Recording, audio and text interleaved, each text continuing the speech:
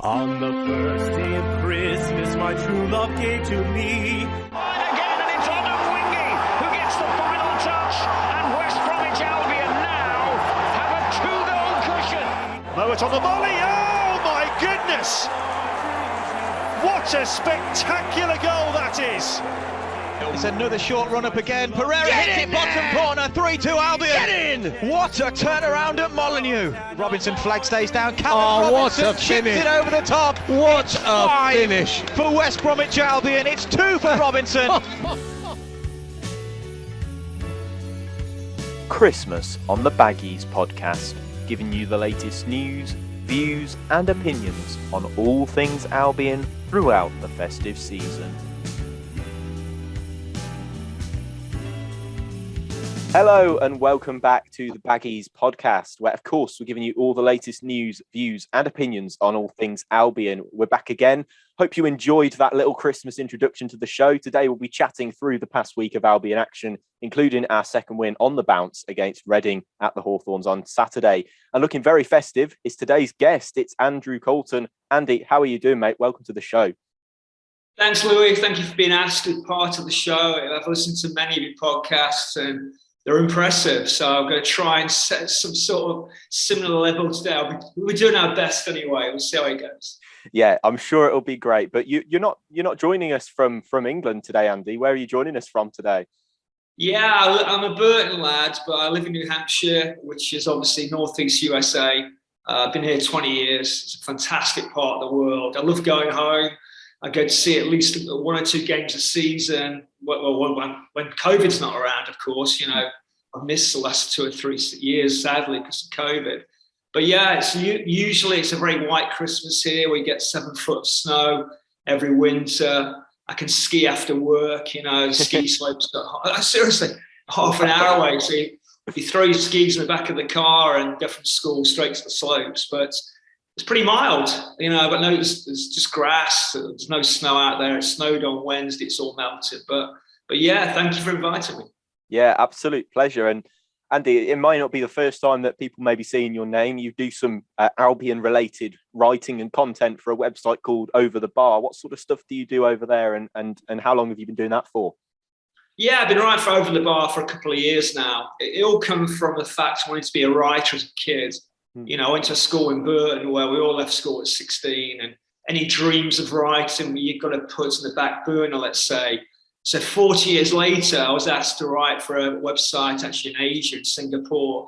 Enjoyed that, did baggy reviews, and then got asked by Over the Bar, which is a fans-led site based in England. A lot of teams are covered.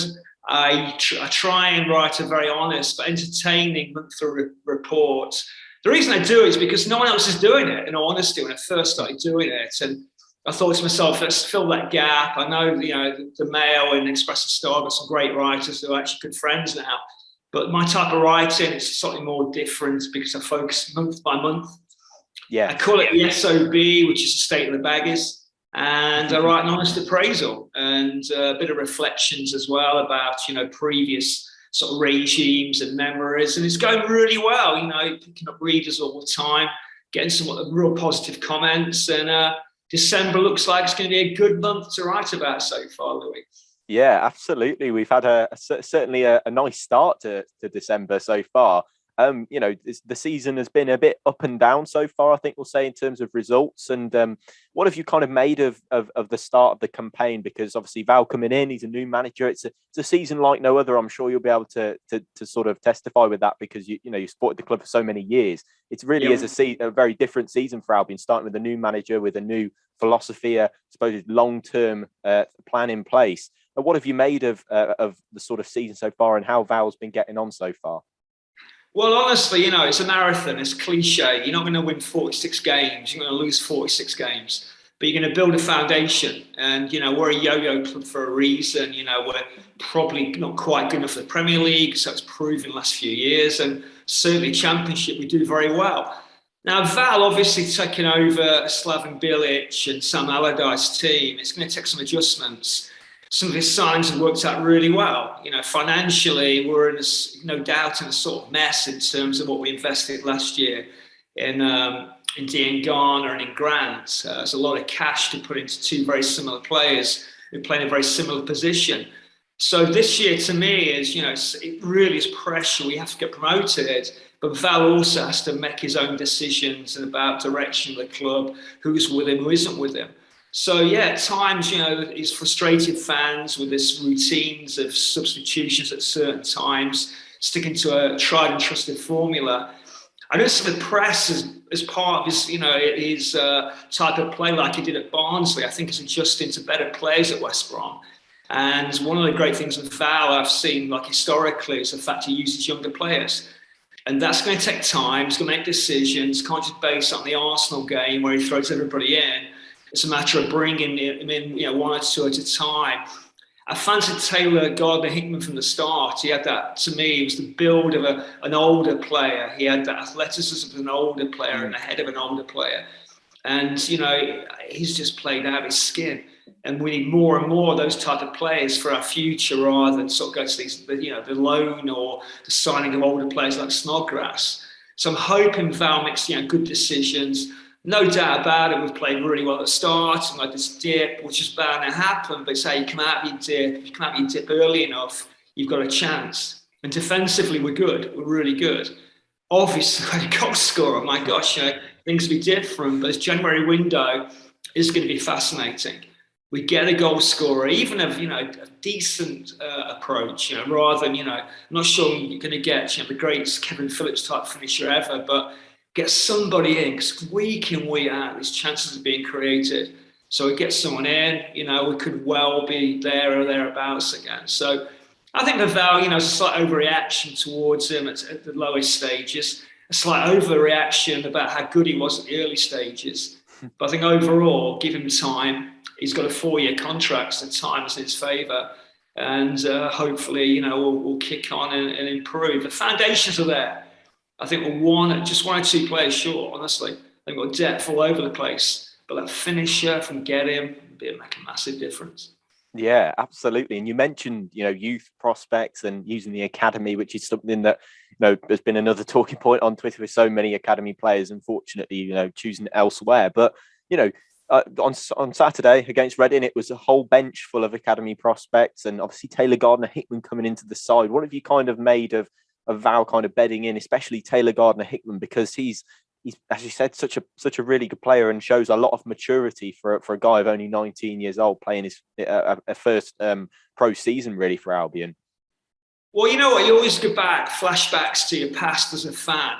And this is maybe over the top a little bit, but I watched Taylor Gardner-Hickman yesterday, going through the muds, going through the conditions are tricky yesterday. He was finding spaces. He was winning the ball well. He got his head up all the time. That beautiful ball he played through for the goal was just a peach. That was above what we've been seeing for a long time. So the name, I know online people are saying, "Oh, he looks like James Morrison, etc., etc." Well, I honestly think he reminds me of Robbo, Brian Robson. There'll never be another Robbo. He's the best midfield player I've ever seen at West Brom. It broke my heart when he went to United. Any lad of my age, any lady of my age, as a Baggies fan, that was the sort of nail in the coffin. That was ambitious and gone. That was the fact that it wasn't Laurie leaving, it was Robbo that really got me. So back to Taylor Gardner-Hickman, been waiting a long time for a midfield player from the academy to really just display some sort of potential close to what you expect, from the previous years. I'd Sam Field before, but I always felt Sam lacked that little bit of pace. He was a good heads-up player, but I'm not sure his feet were fast enough. I'm not sure his pace was there. Taylor Gardner-Hickman has 2 feet, left and right, is equally comfortable on both. You can see his crosses on the left and the right.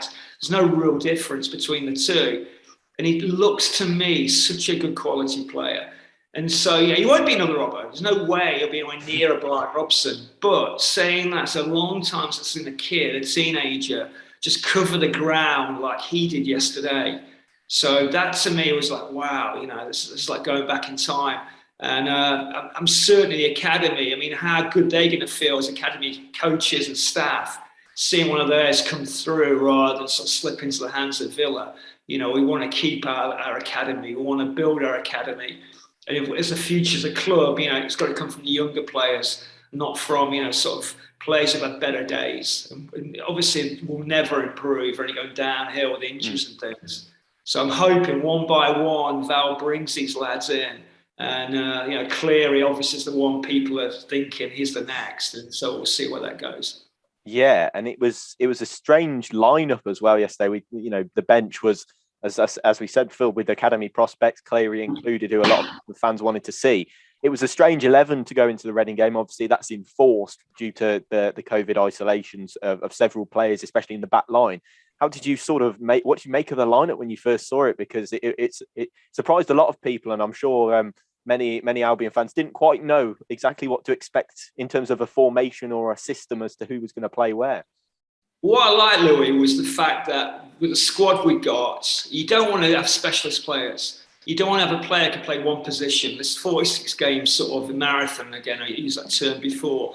You need players who are comfortable on both sides, or good engines, let's say, who you can fill in certain roles. So pre-season, the two signings were Malumbi, who made, to me, made a big difference, and Adam Reach. Now, these aren't going to be your household Premier League players, but they've never failed to impress me when they're given a chance. They're both energetic. They're both good on the ball. They both have that sort of just an all-round game that you can fill. You can put them in wide positions, put them in defensive positions. They're going to do your job. They're not going to be a 10 out of 10, but you need to get promoted. You need 7s and your 8s. You don't need a 5 or a 4. You don't need a weak league. I think, to me, that was the key yesterday. These squad players, reliable players, and the reliability is massive in the promotion bid. I think they stood out a mile. So, a flexible team yesterday, with 3 at the back, 2 wing backs. And, I was, it was all credit to Val. Val certainly, chose a team that worked well. Let's not forget yesterday, it was the team we played were struggling a little bit in terms of injuries themselves. Andy Carroll, at his age, Reading, struggling. So we're against a team that also struggle at 46 games a season.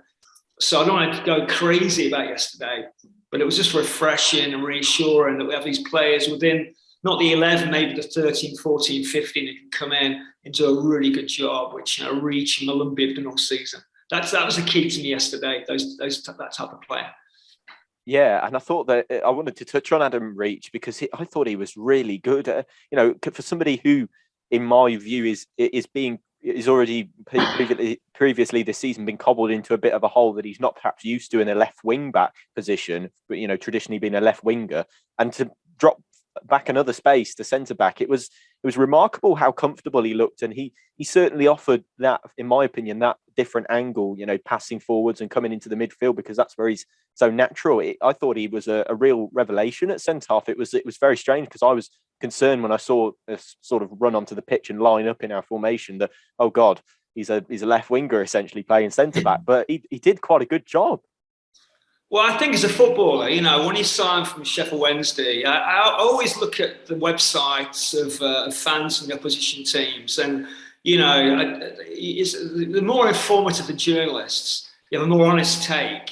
And there were, Sheffield Wednesday fans were raving about Reach and wishing him every, good luck in the world. He looked a really consistent player, a balanced player, a true footballer. So I think, square pegs and round holes, if you can play, if you have that technical ability, particularly on the left side, you can find a role. He's tall, he's rangy, he's very good in possession. And he's been unlucky, to be honest. Every time, players come back who perhaps don't deserve, the starting place, Reach is one of those who's overlooked. And Reach, to me, is one of those quality characters. He's not going to knock on the manager's door and sort of complain and moan, or, when he gets substituted, bad body language. He's just a really honest pro. And so I trust him, so I wasn't probably as worried as you were, Louis, pre-game. Good footballers can do that, and he's proven this division. So I think, particularly, I think the modern game it's less specialism anyway. The days of the old centre-halves like John Weil, Ali Robertson, long, long gone. And so, your centre-half should be footballers, should be able to play well to defence. And, just a great signing. And I hope, he gets the credit he deserves. He certainly does from me and you. And hopefully, he gets more and more game time because he deserves it. He's a good player. Yeah, absolutely, and he surely will get more game time, especially if from my calculations, I think that most of those players will still be isolating for the Barnsley game. So there's a chance that Adam Reach, Jake Livermore could potentially come back into the back three and step in again. In terms of your overall thoughts on the game, Andy, what did you make of the entire game? Because obviously managed to pip a 1-0 if you like, but it could have been quite a few in comparison to the actual scoreline. Well, it's just atypical of the season. Goal scorers take pressure off teams and off fans, actually. And so you don't get nervous. You're going to create chances. And it's almost like, sit back and smoke a cigar because those crosses are coming in. You get in front of the first defender, a little flick in, and you score. So I wasn't particularly nervous in terms of, I thought we'd get one eventually. And their keeper had a really good game. I felt Callum Robinson had a really good game yesterday. Keeper made 2 brilliant saves, out of the championship sort of keepers. I thought their keeper was one of the better ones I've seen all season. So you just got to keep knocking at the door. You've got to keep your composure. And as I say, we're midway through December now. So January, if we get this player, at the moment, just keep the clean sheets, keep creating, keep the rhythm of passing going. And the chances will come. Poor old Jordan Hugill was centre forward, and it's not going to happen. So you just got to hope the goals come from somebody else. And yesterday, obviously, Robbo carried on. I was a bit disappointed he got substituted. I got to say, I could see he was disappointed as well. But then again, to give Fellows, his first shot at the championship, and good experience for him. But I wasn't particularly nervous. The only threat really was set pieces. I felt from them and. Sucker punch, it's a different game, isn't it? It's different Sunday. We're talking about Louis, we're talking about, oh my gosh, the gap is, big again. But hey, you've got to hang in there and faith in your team. And, overall, we completely dominated in just a matter of scoring. And so, yeah, I was pretty impressed yesterday, with the say, as I said before, TJH, squad players, and Slav's, flexibility of formation. I thought it was all really good yesterday. Yeah, it was really nice to see, a real team effort to come through what was quite a difficult, I assume quite a difficult period. You saw, I think Bartley came out and said after the game, we had one training session together as a back line, which is amazing. And that's where you really need your squad players. And it was really nice to see, Robbo getting his goal, as you said, because, he hasn't scored since the 3rd game of the season and he's had plenty of chances to do so. And, he's always a player that for me is always giving giving his all and giving, a lot of effort towards things. Were you quite pleased to see him getting back on the score sheet after quite a significant amount of time without being on it? Yeah, you never fault him for efforts. I just think that, as I say, he's not going to be a 20 goal a season striker unless we play Chelsea every week. It's not going to happen. But no, again for Ireland, he's scoring goals galore for Ireland. So is it us or is it the teams he plays? He plays better against certain teams, or for his adopted country. Striking's confidence, isn't it? Let's face it. And so it was a really sweet finish yesterday. But I get, enormous faith when you are forcing the keeper to make great saves. You're not far away. If the shots are, going in row Z, that sounds American, row Z. Wow, there you go. Row Z, you worry. But, Robbo, says I think he had a really decent game yesterday. Matter of time, and then we build from there. It'd be better, obviously, with a better central striker, to feed off, to play off, etc., etc. I think he misses Pereira. Pereira is such an inventive player. He found Robinson's runs, earlier than probably the rest of our midfield. The type of player we've got now, I think we really do miss Pereira. But it's going back in the past, unfortunately. But yeah, I have faith in him. And it's he does certainly, divide some supporters' opinions. But considering who we've got, and I would have him on the team personally. He's an honest pro. Infectious character who seems to get the hook a lot, and at times he really wonders why he gets the hook. And yesterday I sort of agreed with him, but no, you need a strong character, you need a confident character, and he's one of those. Yeah, and he was. Yeah, he just comes across as quite a nice lad to have, in and around the dressing room, and keeping a smile on players' faces, especially over the past few weeks when things haven't been going, in our favour. Obviously, alongside him, there was a certain, as you mentioned, Jordan Hugill in the striker position, who's, I won't say his divided opinion. I think he's swayed opinion in quite considerable out of his favour, really. And what have you made of him so far? And obviously, there's rumours of Norwich potentially taking him back at some point in January. Do you think he's a player worth keeping around at Albion? Given an option, I mean, you've got to get another option. You've got to keep him if there's no other option, obviously. He works his socks off, his honesty personified. But again, honesty, for me, it was what game was that? It was the Bristol game. Mm-hmm. It was like, oh my gosh, there's so much. That could have been like 5 goals, and it was like, yeah. And you look at his record. He had a great year at QPR actually, like 2 years ago. At least great-ish. He's like a bit like a Charlie Austin year, about 14 or 15 goals, which actually would do us fine. Because we're not going to get a big goal scorer this season. So if he's one of these players who hides, he doesn't hide, and maybe he should hide at times. Because as I say, it makes sometimes his efforts. He's never far away. I mean, a couple of times yesterday, some beautiful balls. One was put in actually by TGH from the left wing, and it was just this inviting cross. And he gets literally across the defender, but he doesn't touch the ball. And it's again and again. Back post headers will come with his head, go out for a goal kick. He's like a nearly man. I'd love it if he would actually, he seems a just genuinely good character. And I imagine it's popular within the changing room, but this is the business side of the season, and you do need more than Jordan Hugill to be promoted. And as a risks signing, looking at his record apart from the QPR year, who else are you going to get? Late on in the August window, it's up to us to get that window sorted earlier rather than rely in the end for Jordan Hugill to come up with goals. Well, a bit like with Victor and Ichibi years and years ago, we're late in the window, but that was Lukaku almost getting him, and we didn't get him, and then we're playing catch-up. So Victor will never score many goals, but he can hold the ball up.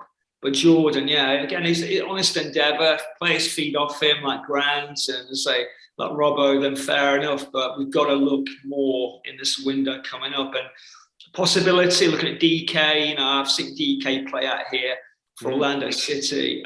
He's one of those old players. Their season's over. He's going to go somewhere. There's no way he's going to sit on his backside between now and sort of May, June when the MLS starts again. So seeing him, he'd be an absolute fantastic signing. We'll get DK, but it's a big if. Would he be your pick, Andy? If you're in charge of transfers, do you think he's the guy that you'd want to bring in? The worry is, Louis, that Premier League, because in America it's all viewing figures, and he got some acclaim over here for playing for Barnsley, but no one really watches Barnsley over here. Premier League's on every, on all sorts of channels. It's national TV. It's a very cheap way of watching a sport. It's also a great time of day. There's no competition. 9 in the morning, 11 in the morning, 12:30.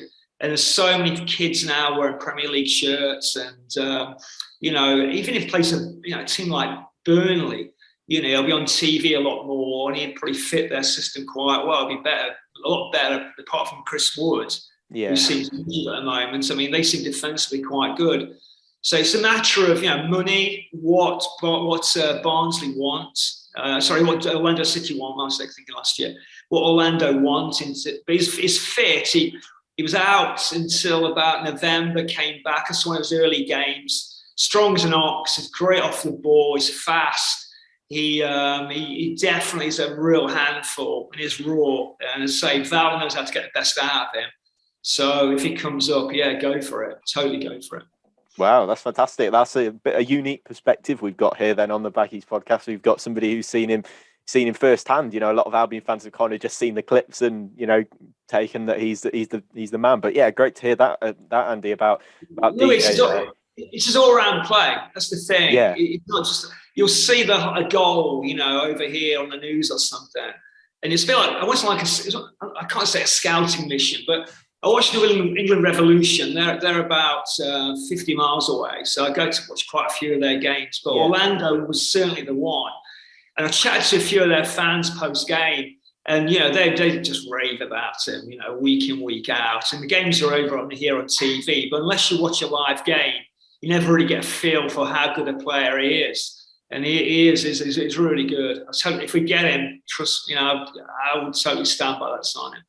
Wow, amazing. Yeah, well, I think he's probably my pick, to be honest. I think I'd love to see him in an Albion shirt. And, you know, he's clearly a guy that Ishmael knows very well from Barnsley. So, you know, I'm sure he'd get on very well in the side. But got Moet as well. I mean, you know, Moet obviously understands it, you know, the runs he makes, what he brings to a team.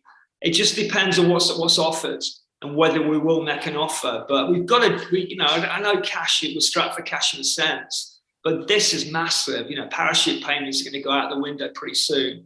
We're close. And anybody who's seen us play, it's a forward. Just get us a forward, you know. We'll be all set. So, you know, we're going to regret that if we don't, you know, for years to come. So, yeah, go all out, get one or two. Absolutely. Next game, Andy, if we quickly move on to that, it's obviously Barnsley, of course, and it's Ishmael's sort of homecoming back to Barnsley after leaving them, because he never actually had the fans in the ground for fully in the ground anyway for a game of his at Oakwell. So how do you feel? How are you feeling going into that game? And are there any changes that you, if you were the manager, would make for this game? Well, COVID's a different world, isn't it? So I have no idea what squad he's going to have. Yeah. You know, I wouldn't make many changes. I really wouldn't. You know, I don't see how he can. I mean, going back for Val, it's not like a big run when he left West Brom. You know, and sort of left us a little bit in the lurch. You know, and you sort of, when he came back, you know, you wanted to give him a big round of applause, but also you're thinking, shit, you know, he just took bloody Robbo, and you know, he ripped out, you know, very noses and etc., etc. But Val, you know, we paid good money for him. You know, you forget that. You know, we paid 2.5 million. Yeah. That's a huge amount of money. I mean, it's unprecedented for an improving manager, you know, at that level. And I did a big piece on Val when pre-season for Over the Bar, and I love researching into his background. He doesn't stay at any club very long. You know, he's his own way. He's a very stubborn character. But yeah, well, you know, I saw his Barnsley team play away at Brentford, and you know, that was just ridiculous. And what are the chances of, you know, getting that result? So he certainly was part of the reason we got promoted. So I don't think any Barnsley fan would be, you know, negative towards him. I think, you know, that you move on, and you know. Unfortunately, they're not in a good season. You know, if they would have had a good middling season, then, you know, that transition wouldn't have been so difficult, and maybe the reception would be warmer. But it's never easy, you know. And we seem to play better away from home. You know, we seem to be a counter-attacking team. So we're saying that we play better football maybe away from home. You know, record's better at home over the season. So it's one of those games that, looking back, you know, a bit like those 1-0s you squeak like against Hull City at home. They're the games that, you know, you get promoted on. They're the games Bournemouth are struggling with at the moment. You know, they're the games you've got to try and keep momentum going. So I wouldn't change too many things. You know, I would certainly keep, you know, TJH in there, whatever players we have available, and sort of work around that to a degrry. But yeah, in terms of the actual 11, you know, you really can't predict before, you know, that these COVID restrictions are, you know, we've established, and how many changes may need to be made. And then bench-wise, you know, that's not an easy place to make your debut. So we'll see, you know, will Val throw a couple in the deep end later on? I don't know, but certainly another game to keep momentum going. Yeah, absolutely. And certainly that game yesterday, you know, Saturday for Albion fans watching on Monday, but it was, you know, I thought it was a bit of a statement that we made, that having so many players, missing with, the defence. I think there were 5 defenders out and Grady Dean Garner as well. It was amazing to see us make that statement. And, Bournemouth are well within reach now. You said they're struggling with the kind of games that we won just yesterday, that kind of game. Do you think, within 3 points of Bournemouth now, do you think we've got a chance of kind of catching up with them before the January window, when we're hopefully going to get this striker that's going to hopefully propel us closer? Well, I hope so. It's, as I say, like at the very start, it's this marathon business of, dips and peaks, and we're peaking a little bit, they're dipping. We're not scoring many goals, If we don't keep defensively strong, I can't see us scoring 2 or 3 a game at the moment. So, it might be, upset supporters, but in many ways, defence is the key, in all honesty, with the fact we haven't got a great goal scorer at the moment. I like the fact, again, these squad players are really strong characters. So I think they can step up again. They can fit in these gaps. Malumbi and Adam Reach, I trust them completely.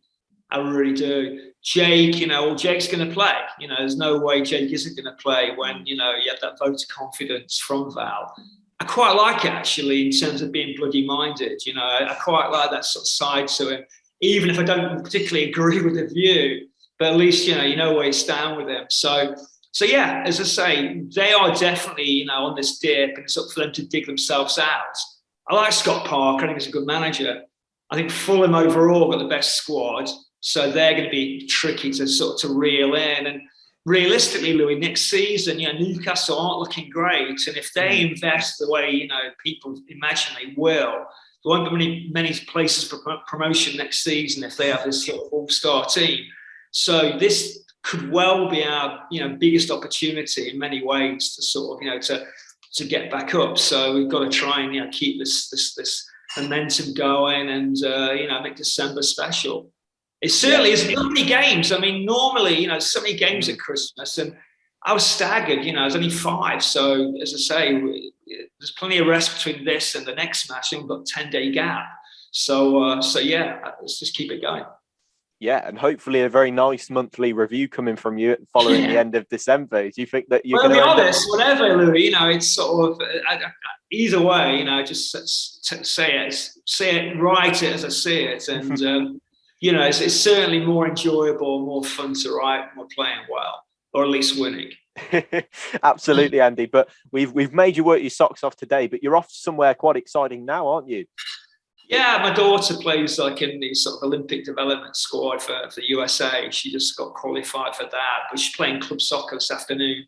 So it's great to watch soccer. There you go, the American in me. So I think it's football. I can't win either way. So I've got a football match at 4:15 under lights in Massachusetts. So it's about a 50-mile drive. So yeah, it's great to be a dad watching your kid play. I was an ex-player myself, and I loved it. And yeah, you just can't beat you being a fan as a dad, and also as a fan as a baggie. So yeah, football's big here. It's really it's honestly, the women's football is massive, and the MLS is getting bigger and bigger. So yeah, these existing sports like basketball, baseball, the viewing figures are tipping. So yeah, it's a healthy time to get to soccer or football out here. Yeah, amazing. Well, best of luck to her with that. Hopefully she has another good game. As you mentioned, she had a very good game yesterday. But Andy, a massive thank you for joining me on the Baggies podcast today. It's been an absolute pleasure chatting to you, and hopefully that we'll leave some links in the description for your articles and where we can kind of find that, and your Twitter page where we can keep in touch with the articles that you produce every month about the album. But a massive thank you for coming on today. I really do appreciate it. Yeah, thanks, Louis. Merry Christmas to everybody who listens to the podcast or watches the podcast. And again, a pleasure. You do a great job, and I'm really very honoured you asked me to be part of this. So thanks so much. No worries. And a massive thank you to you, listener, for listening to the Baggies podcast this week.